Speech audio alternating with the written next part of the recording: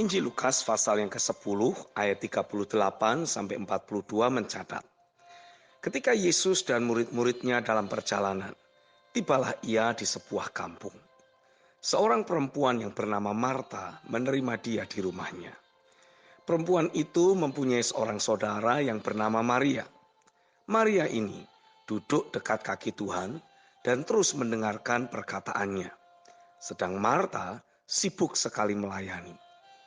Ia mendekati Yesus dan berkata, "Tuhan, tidakkah Engkau peduli bahwa saudaraku membiarkan aku melayani seorang diri?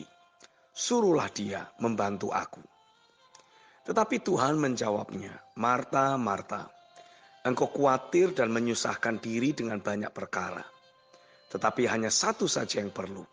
Maria telah memilih bagian yang terbaik, yang tidak akan diambil daripadanya." Dari perikop di atas ada beberapa pelajaran rohani yang saya dapatkan. Yang pertama, kehadiran Tuhan menuntut respon yang akurat, yaitu memfokuskan hati dan pikiran untuk hanya tertuju kepada Dia, bukan pada yang lain. Dan daya fokus kita harus diarahkan dengan segenap hati, jiwa, dan kekuatan hanya kepadanya saja. Yang kedua, seringkali kita sudah terlanjur memiliki banyak keinginan atau rencana dengan apa yang ingin kita lakukan. Jadi ketika Tuhan hadir, keinginan kita seringkali jadi berbenturan dengan keinginan Tuhan. Frekuensi kita berbeda dengan frekuensi Tuhan.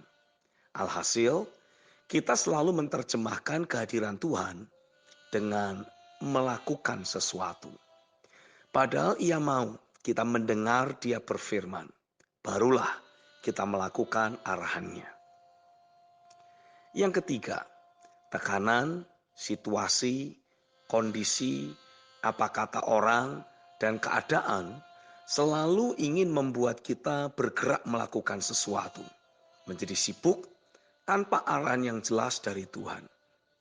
Kita bergerak karena dunia bergerak. Kita tergoda melakukan sesuatu karena melihat ada banyak orang yang melakukan sesuatu. Tapi Maria, dia mengambil ketetapan untuk tidak terdistract dengan Marta. Ia tidak merasa terganggu dengan gerak-gerik Marta yang ingin melayani Tuhan.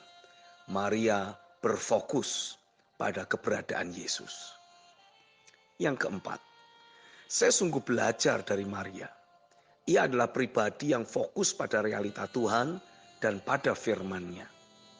Ia telah memposisikan dirinya untuk berlama-lama dalam hadirat-Nya sampai ia menangkap agenda Bapa, yaitu Yesus akan mati di kayu salib.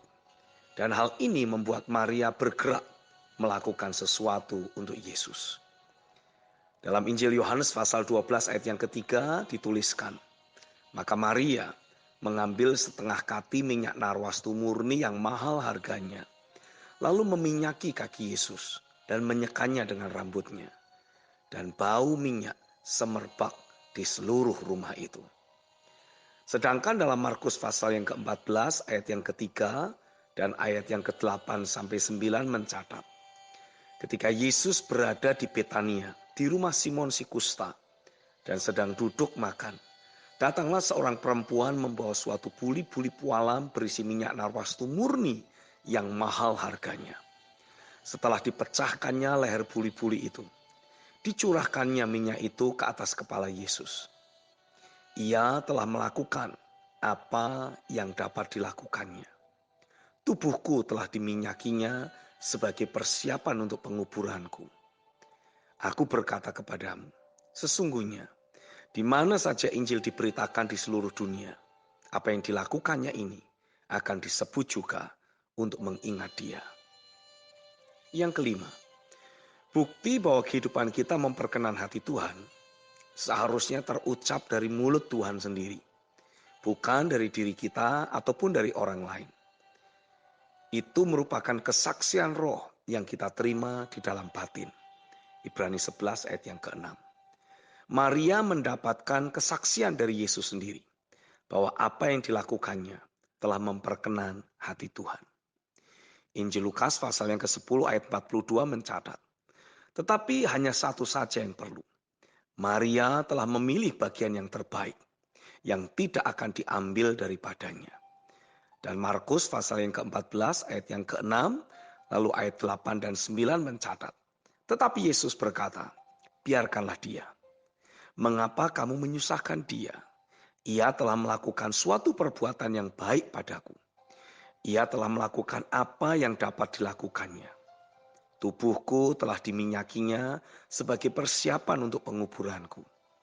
Aku berkata kepadamu, sesungguhnya di mana saja Injil diberitakan di seluruh dunia, apa yang dilakukannya ini akan disebut juga untuk mengingat dia.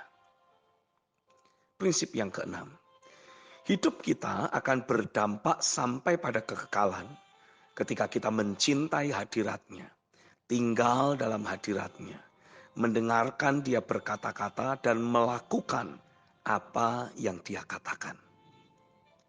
Yang ketujuh, saya mau terus berketetapan hidup hanya dari firman-Nya saja. Berfokus untuk mendengar dan dengan taat melakukannya.